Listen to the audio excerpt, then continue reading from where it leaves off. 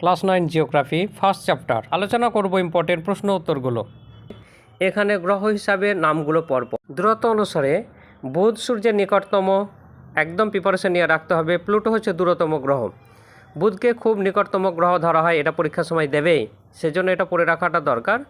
এরপরে আমরা চলে আসবো প্রথম যে গ্রহ বুধ, সূর্য থেকে খুব কাছের গ্রহ আমরা জানি বুধ, আর এখান থেকে কিছু পড়তে হবে না। নেক্সট আমরা জেনে নেব শুক্র। শুক্রটাকে বলা হয়ে থাকে সূর্য দূরত্ব হিসাবে সেকেন্ড, দ্বিতীয়। কিন্তু এখান থেকে জেনে রাখাটা দরকার, শুক্রকে সৌরজগতের সবচেয়ে উষ্ণতম গ্রহ ধরা হয়, সৌরজগতের উষ্ণতম। পৃথিবী আসবো, পৃথিবী যেটাকে নীল গ্রহ বলা হয়, আমরা এটা জানি যে সূর্য থেকে 15 কোটি কিলোমিটার দূরে আছে। মহাকাশ থেকে গ্রহকে নীল দেখা যায় বলে একে নীল গ্রহ বলা হয়। উপগ্রহ একটি, চাঁদ। নেক্সট আমরা চলে আসব মঙ্গলে।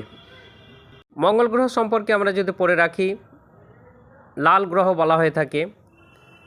এরপরে চলে আসব বৃহস্পতির উপগ্রহের সংখ্যা নাসার মতে 80 থেকে 95টি। এরপরে চলে আসব শনি। শনিতে টোটাল উপগ্রহের সংখ্যা হচ্ছে 83টি, যেখানে বলয় আছে।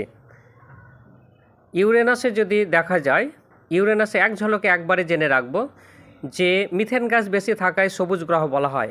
এই একমাত্র গ্রহ যেখানে সবুজ গ্রহ ধরা হয়ে থাকে। তারপরে চলে আসব নেপচুন। নেপচুনটাকে কিভাবে দেখব যে মিথেন এবং হিলিয়াম গ্যাস থাকায় গ্রহ নীল গ্রহ। প্লুটোটার ক্ষেত্রে কোনো বস্তু এলেন একে সরিয়ে দিতে পারে না বলে একে বামন গ্রহ বলা হয়। পরে পেজে চলে এসেছি অন্তস্থ ও বহিস্থ গ্রহ। কোনগুলো অন্তস্থ? বুধ, শুক্র, পৃথিবী, মঙ্গল, এই 4টি গ্রহকে অন্তস্থ গ্রহ বলা হয়, খুব কাছে। বাইরের বা বহিস্থ গ্রহ যদি ধরা হয়ে থাকে, বৃহস্পতি, শনি, ইউরেনাস, নেপচুন, এগুলোকে বহিস্থ গ্রহ বলা হয়। নেক্সট পড়ব আমরা পৃথিবীর পরিধি ও ক্ষেত্রফলটা ব্যাপারে।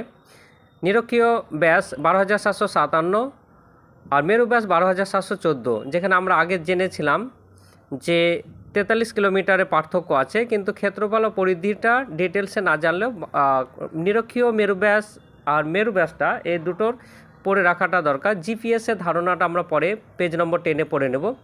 গ্লোবাল পজিশনিং সিস্টেম পুরো নাম, জিপিএসের পুরো নাম কি, এটা আমরা পড়ে রাখলাম।